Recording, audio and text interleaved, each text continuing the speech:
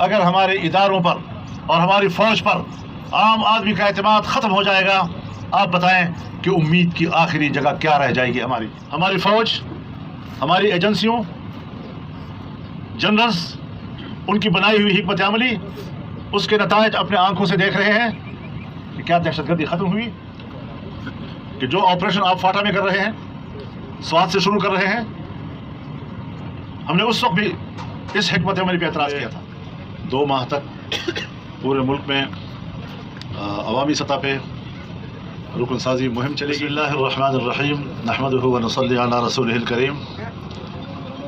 میں انتہائی شکر گزار ہوں آپ سب میڈیا کے دوستوں کا، اور واقعی کافی عرصہ ہوا آپ حضرات سے ملاقات نہیں ہو سکی، چونکہ جمعیت علماء اسلام ہر 5 سال کے بعد ملک بھر میں عوامی سطح پر رکن سازی کرتی ہے، اور آج پورے ملک میں جو ہمارے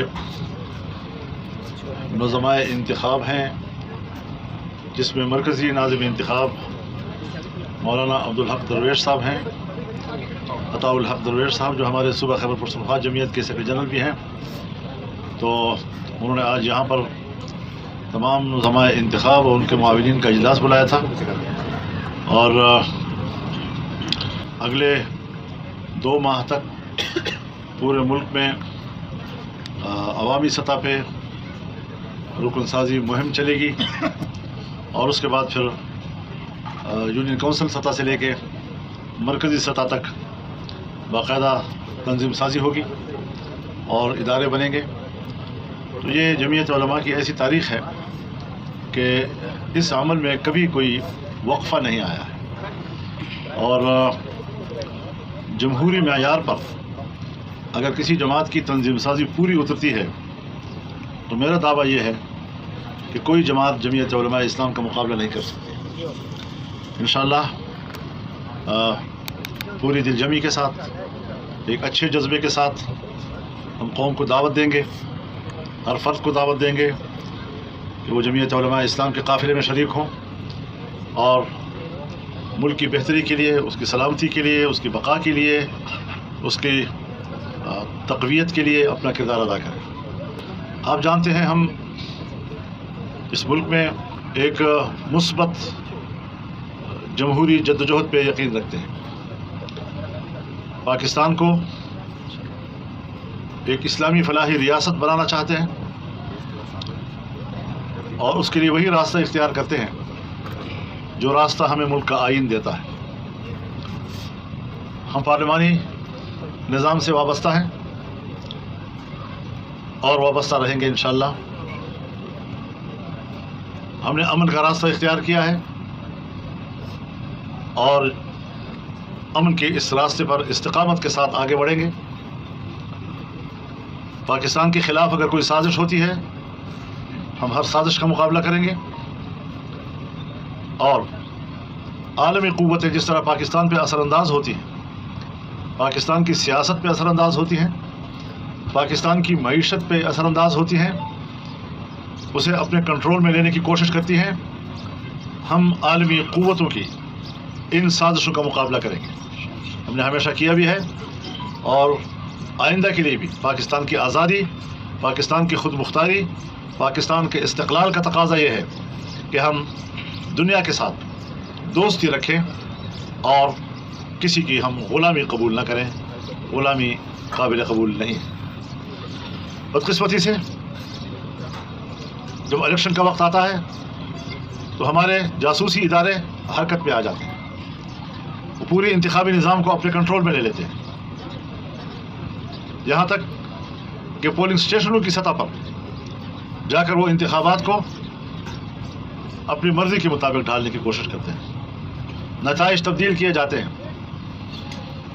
2018 کا الیکشن ہوا، ہم نے اسی بنیاد پر اس کو مسترد کیا، اور آج 2024 کے الیکشن کو بھی جمعیت علماء اسلام نے اسی بنیاد پر مسترد کیا ہے۔ ہم نے رد عمل میں اپنا موقف پوری دنیا کو متعارف کرانے کے لیے 4 صوبوں میں عوامی اسمبلیاں منعقد کی۔ بلوچستان میں، سندھ میں، خیبر پختونخوا میں اور پنجاب میں ابھی حال ہی میں ہم نے مظفر گڑھ میں جو عوامی اسمبلی کی، یہ تاریخ کے بہت بڑے جلسے تھے. عوام نے جس طرح پذیرائی بخشی، عوام نے ہمارے سر فخر سے بلند کیے. عوام کی اس شمولیت نے 8 فروری 2024 کے انتخابات کی حقیقت کو بے نقاب کر دیا ہے اور واضح طور پر دنیا کو بتایا ہے کہ یہ ہماری رائے نہیں تھی. ہماری رائے کو تبدیل کیا گیا ہے. چاروں صوبوں کے عوام کی رائے لینے کے بعد جمعیت علماء اسلام کی مرکزی مجلس شورا اور اس کے عاملہ عید الاضحیٰ کے بعد پھر بیٹھے گی اور آئندہ کا لائحہ عمل دے گی. ہم خوب جانتے ہیں کہ ہمارے ہی ہم سفر انہوں نے آج اس الیکشن کے نتائج کو تسلیم کر لیا اور اقتدار میں جا کر بیٹھ گئے، لیکن ہم نے اپنا اصول نہیں بدلا. اور ہم آج سے اعلان کرتے ہیں کہ اگر آئندہ بھی پاکستان کی اسمبلیوں کو اپنی مرضی کے مطابق ڈالنے کی کوشش کی گئی، نتائج تبدیل کیے گئے، تو پھر یہ جنگ جاری رہے گی. ہم سر تسلیم خم نہیں کریں گے، ہم سرنڈر نہیں ہوں گے. جو قوتیں ایسا کرتی ہیں ان کو عوام کے سامنے سرنڈر ہونا پڑے گا. پھر یہ جنگ ہے، پھر یہ جنگ جاری رہے گی. اور جو بھی نتائج ہوں ہم ان نتائج کو قبول بھگتنے کے لیے تیار ہیں انشاءاللہ العزیز. اللہ ہمیں استقامت نصیب فرمائے. اس وقت حالات کیا ہیں؟ ہم نے کہا تھا کہ جو آپریشن آپ فاٹا میں کر رہے ہیں، سوات سے شروع کر رہے ہیں، ہم نے اس وقت بھی اس حکمت عملی پہ اعتراض کیا تھا. آج 2024 میں آپ دہشت گردی کے خلاف جنگ کے نام پر ہماری فوج، ہماری ایجنسیوں، جنرلز، ان کی بنائی ہوئی حکمت عملی، اس کے نتائج اپنے آنکھوں سے دیکھ رہے ہیں کہ کیا دہشت گردی ختم ہوئی یا اس سے کئی گنا اور زیادہ بڑھ گئی ہے. اور مجھے تکلیف ہوتی ہے یہ کہتے ہوئے کہ صوبہ خیبر پختونخوا اور بلوچستان میں ریاستی ریٹ ختم ہو چکی ہے. عوام مسلح تنظیموں کے راہ و کرم پر ہے. کوئی شخص اپنے ماحول میں محفوظ نہیں، اور یہ معلوم نہیں ہو سکا آج تک کہ ہمارے ادارے واقعی دہشت گردی کے خلاف جنگ لڑ رہے ہیں یا دہشت گردی کے خلاف جنگ کے نام پر وہ قبائلی علاقوں کے معدنی ذخائر پہ قبضہ کر رہے ہیں. وہاں تک رسائی کے لیے اپنا جواز تلاش کرنے کی کوشش کرتے ہیں، وہ اپنا اعتماد بھی کھو بیٹھے. اب لوگ نہ فوج کو آپریشن کرنے کی اجازت دے رہے ہیں، نہ اس پر وہ اعتماد کر رہے ہیں. اگر ہمارے اداروں پر اور ہماری فوج پر عام آدمی کا اعتماد ختم ہو جائے گا، آپ بتائیں کہ امید کی آخری جگہ کیا رہ جائے گی ہماری؟ ہم اس کے لیے فکر مند ہیں. نہ ہم فوج کو کمزور دیکھنا چاہتے ہیں، نہ ہم ملک کی دفاع کو کمزور دیکھنا چاہتے ہیں، ان کو طاقتور دیکھنا چاہتے ہیں، لیکن ان کی پالیسیوں کا رخ کو تبدیل کرنا چاہتے ہیں. وہ گھمنڈ میں ہے کہ ہم جو کر رہے ہیں ٹھیک کر رہے ہیں. خدا جانے کس کے لیے کر رہے ہیں، اور خدا جانے عالمی کون سی قوتیں ہیں جو ان کی حکمت عملی پر مطمئن ہیں، لیکن پاکستان کا عوام مطمئن نہیں ہے. اس کا اپنا بھائی اور اپنا گھر مطمئن نہیں ہے، ان کی اپنی مائیں اور بہنیں مطمئن نہیں ہیں. ہمیں کس طرح اعتماد میں آپ لیں گے؟ ہم آپ کو طاقتور دیکھنا چاہتے ہیں، اور ہمیں پتہ ہے کہ آپ ہمیں کمزور دیکھنا چاہتے ہیں. یہ بھی معلوم ہے. آپ سیاست کو کمزور دیکھنا چاہتے ہیں، آپ پارلیمنٹ کو کمزور دیکھنا چاہتے ہیں، آپ ان کو اپنے گھر کی لونڈی بنا کر رکھنا چاہتے ہیں. سب کچھ معلوم ہے. ہماری نیتی بھی آپ کو معلوم ہے اور آپ کا کردار بھی آپ کو معلوم ہے. لیکن ہم چاہتے ہیں کہ ان حالات سے آپ نکلیں، باعزت راستہ اس کے لیے نکالیں. اس کی ذمہ داری جتنی ہمارے اوپر ہے کہیں زیادہ ان کے اوپر ہے. ہم نے افغانستان اور پاکستان کے تعلقات کے بہتر بنانے کے لیے اپنا کردار ادا کیا، اور میں بڑے اعتماد کے ساتھ کہنا چاہتا ہوں، پوری قوم کے سامنے کہنا چاہتا ہوں کہ ہم کامیاب ہو کر واپس لوٹے تھے. ہم نے دو ملکوں کے درمیان تمام شعبوں میں تعاون کے راستے کھول دیے تھے. آج اس پر پانی پھیرا جا رہا ہے. کیوں؟ کس کی خوشنودی میں؟ پاکستان کے مفاد میں؟ قطعاً نہیں. پاک افغان بارڈر پر رہنے والے پاکستانی جس میں زیادہ تر پشتون لوگ ہیں. آج چمن کے کیا حالات ہیں؟ 8 مہینے سے لوگ بیٹھے ہوئے ہیں, ان کے روزگار ختم ہو چکے ہیں. اور میں بتانا چاہتا ہوں, درد دل کے ساتھ بتانا چاہتا ہوں کہ ان کے گھروں میں جو خواتین کی زیورات تھے وہ بھی انہوں نے بیچ ڈالے ہیں, وہ بھی ختم ہو چکے ہیں. اپنے گھروں کے دروازے اور کھڑکیاں بیچ رہے ہیں اور صبح شام کی روٹی کے لیے انتظام کر رہے ہیں. اور ریاست ہے کہ کوئی متبادل روزگار کا انتظام کیے بغیر ان پر دباؤ ڈال رہی ہے کہ جو ہم کہتے ہیں ماننا پڑے گا. جبکہ یہ چیزیں چلنے والی نہیں ہیں. انگور اڈا کے لوگ, جو جنوبی وزیرستان کا آخری شہر ہے, بارڈر کا گاؤں ہے, کسی زمانے میں گیا ہوں وہاں, اور مجھے یاد ہے میری رات افغانستان میں تھی اور جلسہ پاکستان میں تھی. ڈیورل لائن ایک ایسی لکیر ہے کہ جس نے نہیں دیکھا کہ گھر کے کمرے جو ہیں افغانستان میں ہے اور صحن پاکستان میں ہے. گھر کا صحن افغانستان میں ہے اور کمرے پاکستان میں ہے. جنہوں نے نہیں دیکھا کہ مسجد کا محراب افغانستان میں ہے اور اس کا صحن پاکستان میں ہے. امام افغانستان میں کھڑا ہوتا ہے اور مقتدی پاکستان میں کھڑے ہوتے ہیں. کیوں اس بات کا ادراک نہیں ہے ان لوگوں کو؟ تمام قبائل کو دیکھیں, باجوڑ سے لے کر جنوبی وزیرستان اور پھر جائے افغانستان تک, چمن تک. قوم ادھر رہ رہی ہے, زمینیں ادھر ہیں, قوم ادھر ہے, زمینیں ادھر ہیں. یہ انگریز کی لکیر تھی. انگریز کی لکیروں پر آپ ملکوں کو اور ملکوں کے عوام کو اور قوموں کو کس طرح تقسیم کرتے ہیں؟ انہوں نے اپنے روزگار کے لیے وہاں لوکل سطح کا کوئی انتظام کرنا ہوتا ہے. آپ ان کے وہ مواقع بھی ان سے غصب کر رہے ہیں, ان سے چھین رہے ہیں, اور عنوان دیتے ہیں پاکستانی مفاد. سماجی کو ختم کر رہے ہیں ہم لوگ. خدا نہ کرے, خدا نہ کرے کل کوئی کہنے والا کہہ جائے گا کہ عوام کو تو کہا جا رہا ہے کہ تم سمگلنگ کر رہے ہو, جبکہ عوام سمگلنگ نہیں کر رہے. عوام اپنے روزگار کے لیے دن رات کی محنت کر رہے ہیں. اگر سمگلنگ کرتے ہیں تو پھر بڑی سمگلنگ کے بڑے مچھے بھی تو آپ لوگ ہیں. آپ کی ناک کے نیچے لوگ کرپشن کرتے ہیں. تو لوگوں پر کیا ظلم کیا جا رہا ہے, کیوں کیا جا رہا ہے؟ طور خم اور باجوڑ سے لے کر سرحد کے اوپر رہنے والے لوگوں پر زندگی عذاب کر دی گئی ہے. تو ملک کیا بنے گا؟ یا پھر ایک نیا شیخ مجیب الرحمان تیار کرنے کی کوشش کی جا رہی ہے؟ پھر کسی کے ساتھ ملک کو توڑنے کا الزام تھوپنے کے لیے بندے تلاش کیے جا رہے ہیں. اس لیے سنبھلنا ہوگا, ہمیں مسئلے کو حل کرنا ہوگا.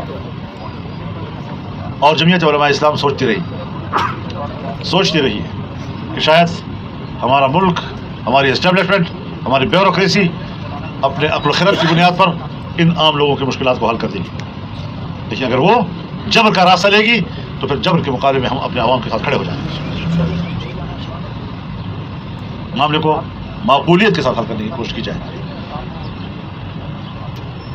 تعاون کے لیے ماحول بنایا جائے. ہم ملک کے لوگ ہیں, ہم اس ملک کے لیے بہت کچھ کرنا چاہتے ہیں, لیکن آپ نے ہر اس ماحول پہ آگ لگائی ہے جس ماحول میں تعاون کیا جا سکتا ہے. اس ماحول سے نفرتوں اور شکایتوں کے شعلے بھڑک رہے ہیں. کہاں کھڑا کر دیا پاکستان کو تم نے؟ اور ناز ہے اپنے عقل و خرد پر. آپ کے پاس عقل و خرد نہیں ہے, آپ کے پاس صرف طاقت اور طاقت کا لشا ہے.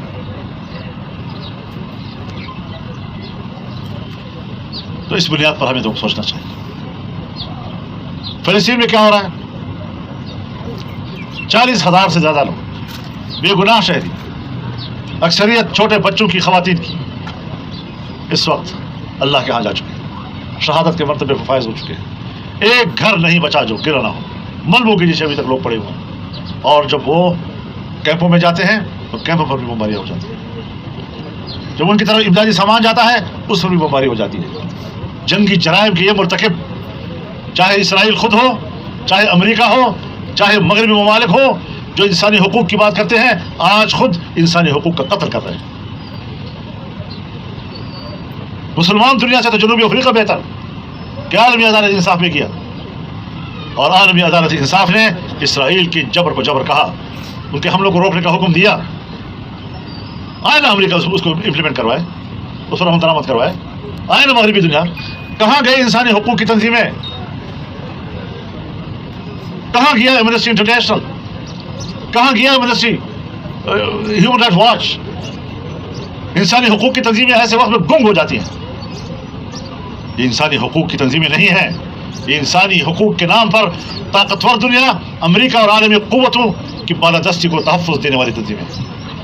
ورنہ آئیں پھر آج ذرا دیکھیں کہ انسانیت کے ساتھ کیا ہو رہا ہے. افغانستان میں انسانی حقوق کی بات کرتے ہیں, ان کو بچیوں کی تعلیم کی فکر ہو گئی ہے. ہزاروں بچیاں بارود کی آگ میں بھسم ہو چکی ہیں,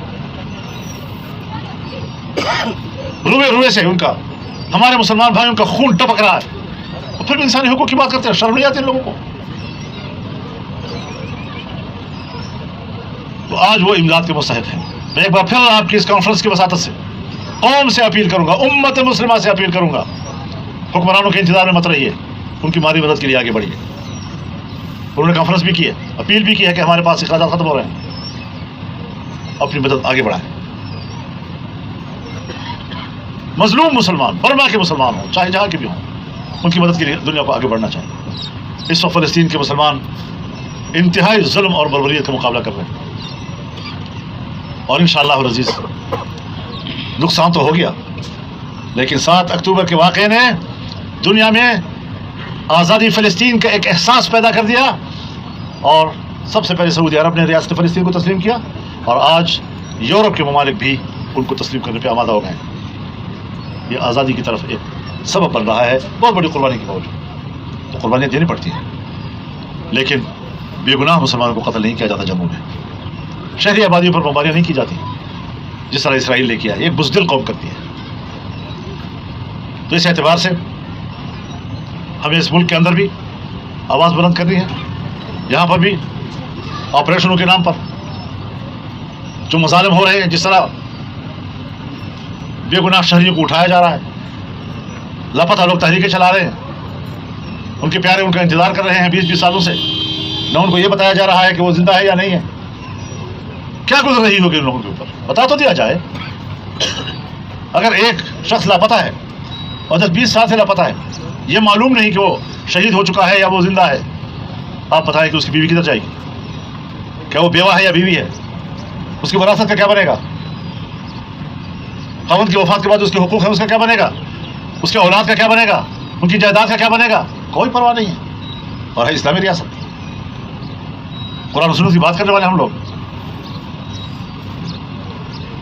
دینی مدارس ان پر دباؤ ہے. اس ایک اسلامی ریاست کے اندر دینی مدارس کی رجسٹریشن بند, ان کے بینک اکاؤنٹ بند. اور جب ہم نے اسمبلی میں اتفاق رائے کیا قانون سازی پر, اور قانون سازی اسمبلی میں آئی, لیکن منظوری سے پہلے کس نے روکی وہ بھی ہمیں معلوم. وہ سیاستدان نہیں ہیں, وہ اسٹیبلشمنٹ کے لوگ ہیں جنہوں نے کمزور سیاستدان کو مجبور کر دیا کہ انہوں نے قانون سازی روک. ہم فیصلے نہیں کر سکتے, ہم قانون سازی تک نہیں کر سکتے. ہم نے اپنے ملک کے اندر دینی علوم کو دباؤ میں رکھا ہوا ہے اس بنیاد پر کہ یہاں سے دہشت گردی کا خطرہ ہے. ایسے لوگ تو ہر جگہ پیدا ہوتے ہیں, کالج میں بھی پیدا ہوتے ہیں, یونیورسٹی میں بھی پیدا ہوتے ہیں. وہاں وہ دباؤ کیوں نہیں جو ہمارے مدارس کے اوپر دباؤ ہے؟ ہمارا تعلیمی معیار آپ سے بہتر ہے, ہمارا امتحانی معیار آپ سے بہتر ہے.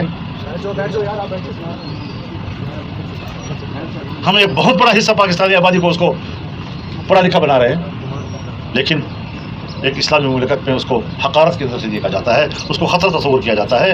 علماء کرام, مساجد کے ائمہ, 4 شیڈول میں, 4 شیڈول تو بدماشوں کے لیے تھا, علماء کرام کے لیے تو نہیں تھا, ملک شریف طبقے کے لیے تو نہیں تھا. اور آج اس قانون کو کس طرح استعمال کیا جا رہا ہے؟ تو یہ سارے وہ چیزیں ہیں کہ جس پر جمعیت علماء اسلام کا موقف بالکل واضح ہے, اور ہم نے عوام کی طاقت سے آگے جانا ہے. اللہ رب العزت کی مدد چاہیے, اللہ ہمارے اخلاص کو قبول فرمائے. اور عوام نے جو اس حوالے سے ہمیں سپورٹ کیا ہے, ہم ان کے شکر گزار بھی ہیں, اور انشاءاللہ رکن سازی میں بھی وہ مکمل سپورٹ کریں گے. اور ایک بات کہنا چاہتا ہوں آخری, کہ 7 ستمبر 1974 کو پاکستان کی قومی اسمبلی میں قادیانیوں کو غیر مسلم اقلیت قرار دیا گیا تھا اور عقیدہ ختم نبوت کا تحفظ کیا گیا تھا. 2024 کے 7 ستمبر کو اس کے 50 سال پورے ہو رہے ہیں. یہ دن ہم پورے ملک میں یوم الفتح کے طور پر منائیں گے اور اس کی گولڈن جوبلی مینار پاکستان لاہور میں منائی جائے گی انشاءاللہ العزیز. بات کی اور 2024 کے الیکشن کی بھی آپ نے بات کی. 2018 میں جب الیکشن پہ آپ نے اعتراض کیا تو اس کے بعد پھر پی ڈی ایم بنی جس نے ایک تحریک چلائی. اب 2024 کے بعد کیا عید الاضحیٰ کے بعد جے یو آئی یہ سمجھتی ہے کہ جو دیگر سیاسی جماعتیں ہیں جو اس وقت احتجاج کر رہی ہیں الیکشن کے نتائج کے حوالے سے, خصوصاً پاکستان تحریک انصاف جس نے بارہا آپ کے ساتھ رابطے کیے ہیں, کیا ان رابطوں کو آگے بڑھا کر کوئی مشترکہ حکمت عملی یا کوئی مشترکہ پلیٹ فارم کے ذریعے کوئی تحریک چلانے کا منصوبہ بھی ہے یا نہیں؟ ایسے عقل کی باتیں کی جا رہی ہیں. یعنی آپ ایک وفاقی محکمے کو ختم کر رہے ہیں تو اس کو پارلیمنٹ میں لائیں, پہلے آپ اس کو کیبنٹ میں لائیں. وزیر اعظم ایک الفاظ کے ساتھ پاک پی ڈبلیو ڈی کو ختم کر رہا ہے اور جس سے کہ 8,000 ملازمین بے روزگار ہو جائیں گے. کیا اس کے لیے کوئی حکمت عملی بنائی گئی ہے؟ اس پر ہم بات نہیں کریں گے. اگر ختم کرنے کے قابل ہے تو طریقہ کار بناؤ. یہ تو بہت سارے بڑے بڑے وفاقی محکموں کی ماں ہے, ماں جو قیام پاکستان سے پہلے بھی تھا ہندوستان میں اور آج بھی برقرار ہے, ہندوستان میں بھی ہے اور یہاں پر بھی ہے. تو اس قسم کی چیزیں جو ہیں ملک میں کی جا رہی ہیں, سمجھ میں نہیں آ رہا کہ فیصلے کون کر رہا ہے اور کیوں کیے جا رہے ہیں. جہاں تک آپ نے بات کی ہے, یہ سوال میرے خیال میں جب بھی ہم اور آپ ملتے ہیں تو کوئی نہ کوئی صحافی کر ڈالتا ہے. وہ کہتے ہیں نا جی کہ سی اینڈ ویٹ.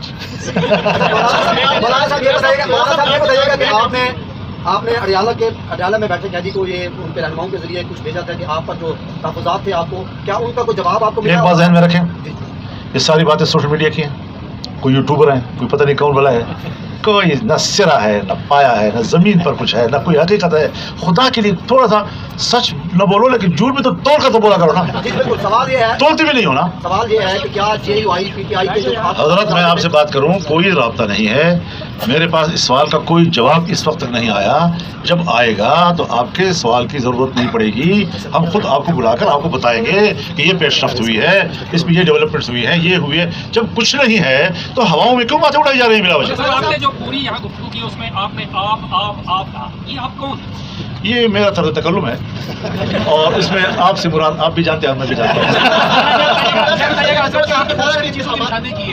لیکن ایک بڑا اہم مسئلہ ہماری قومی جو بڑی عدالتیں ان میں چل رہا ہے کہ جو اسپیشل سیٹس دی گئی ہیں حکمراں اتحاد کو, کیا آپ اس کے بینیفیشری بھی ہیں, لیکن کیا آپ اس کی حمایت کرتے ہیں؟ دیکھیے, میں گزارش کروں آپ سے, کچھ چیزیں ہیں جو الیکشن کمیشن کے ہوتا ہے. اب مصیبت یہ ہے کہ الیکشن کمیشن بھی اب ذرا ایک آدمی کا انتظار کرے, پھٹ رہا ہے.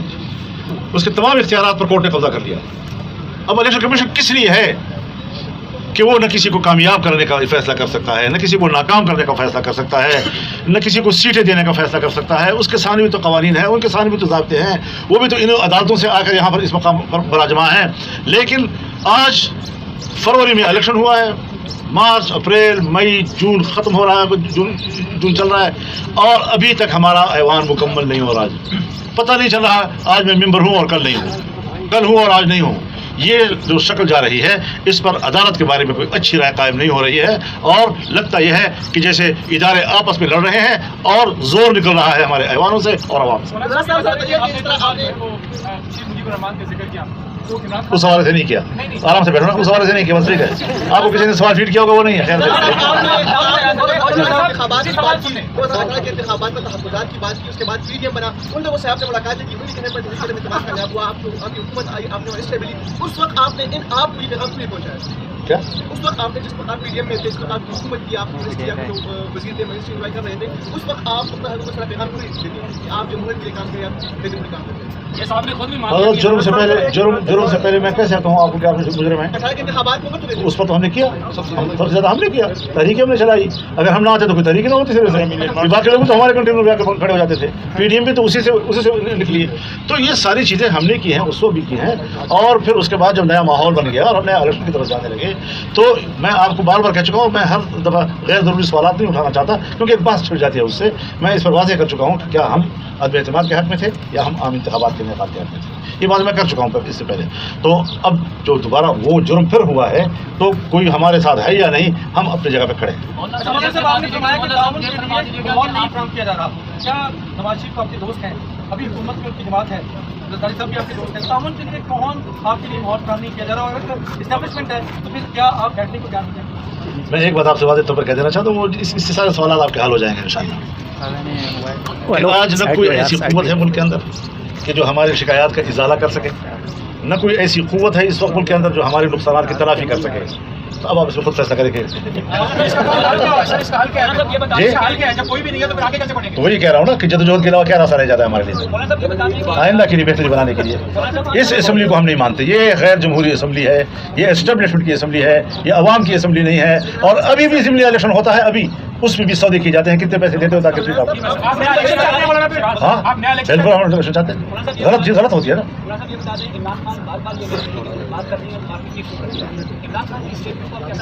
मैं उस पर इसलिए तबसरा नहीं करता कि वो जेल में है।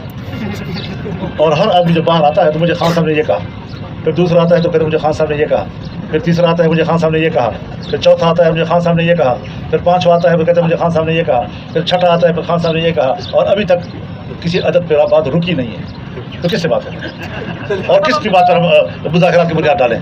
तो ये वो चीज़ें हैं हज़रत, हर चीज़ मैच्योर होनी चाहिए, हर चीज़ संजीदा होनी चाहिए।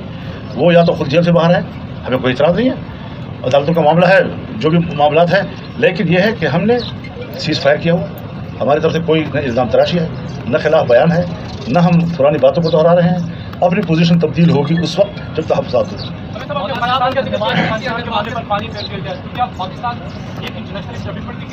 अमरीकी दबाव है और मौलाना रहमान साहब की सूरत में या इमरान खान साहब की सूरत में नया शेख हुई है, आप क्या कहते हैं? यानी उस सवाल को आपने खामखा दोबारा हमें ये मुल्क की सलामती के जो सवालात हैं उसको संजीदगी से लेना चाहिए, लेकिन मामलात हैं संजीदा, इसमें कोई शक नहीं। और बैनुल अक़वामी जो एस्टेब्लिशमेंट है वो अफ़गानिस्तान में अमारत इस्लामिया को कमज़ोर करना चाहती है, ये उसकी ख्वाहिश है। अब इस पर आप देखें क्या मौलाना साहब, अभी अगर बात करें नवाज शरीफ साहब की पार्टी के सरबराह बन गए हैं और आपके इख्तियार के बहुत ज़्यादा करीब है, तो उनको भी दावत देने को हमारी आपस में बात हो चुकी है इससे पहले, और जो तासुर आप उनके बारे में दे रहे हैं यही इस तासुर की मैं तस्दीक भी कर सकता हूँ। अब देखें कोई ज़रूरत पड़ेगी तो बात करेंगे ना। इसलिए से हमने इसके में किरदार अदा करने का फैसला किया है, इस्तीफों का किरदार अदा करेंगे तो बाद में